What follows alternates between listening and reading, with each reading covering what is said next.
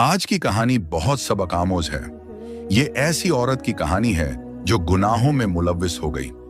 उसके दो मासूम बच्चे थे जिनको वो रोता बिलखता छोड़कर अपने आशिक के साथ रात के अंधेरे में घर से भाग गई, ये सोचकर कि अपनी नई जिंदगी का आगाज करेगी।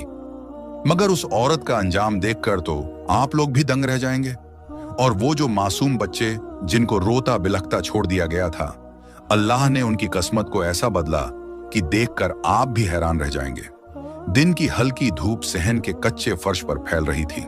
हवा में खामोशी का एक बोझ सा था। जैनब, एक 25 साल की खूबसूरत मगर खुदगर्ज औरत, लकड़ी की कुर्सी पर बैठी अपने नाखूनों पर नेल पेंट लगा रही थी। चेहरे पर एक मसनूई मुस्कुराहट थी, जैसे जिंदगी में सब कुछ ठीक हो। हालांकि ऐसा कुछ भी न था। इसी दौरान फोन की घंटी बजी। उसने लापरवाही से फोन उठाया। होंठों पर हल्की मुस्कुराहट आई। आ रही हूं फारूका, बस थोड़ा सा इंतजार करो।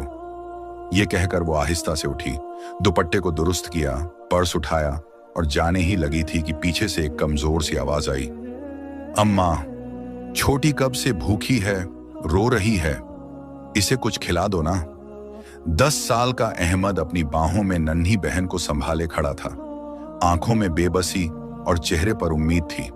मगर जैनब ने पलट कर देखा तो उसके चेहरे की नरमी लम्हे में सख्ती में बदल गई। तुम दोनों तो हो ही मनहूस, मेरी जिंदगी की सबसे बड़ी रुकावट। पहले तुम्हारा बाप था और अब तुम दोनों हो। जाओ, इसे मेरी नजरों से दूर करो। अहमद के कदम वहीं रुक गए।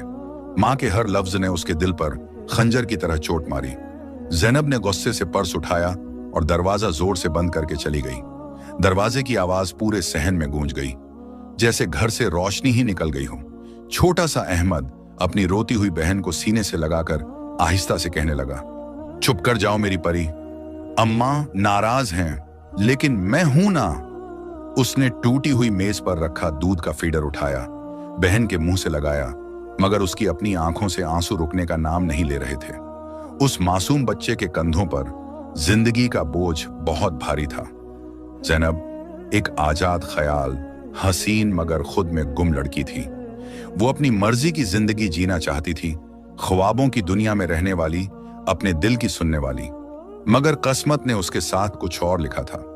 उसके वालिदैन ने उसकी शादी अपनी पसंद के एक सीधे, मेहनती और नेक दिल लड़के कामरान से कर दी। कामरान एक आम सा इंसान था, नरम लहजा, साफ दिल, मगर ख्वाब छोटे।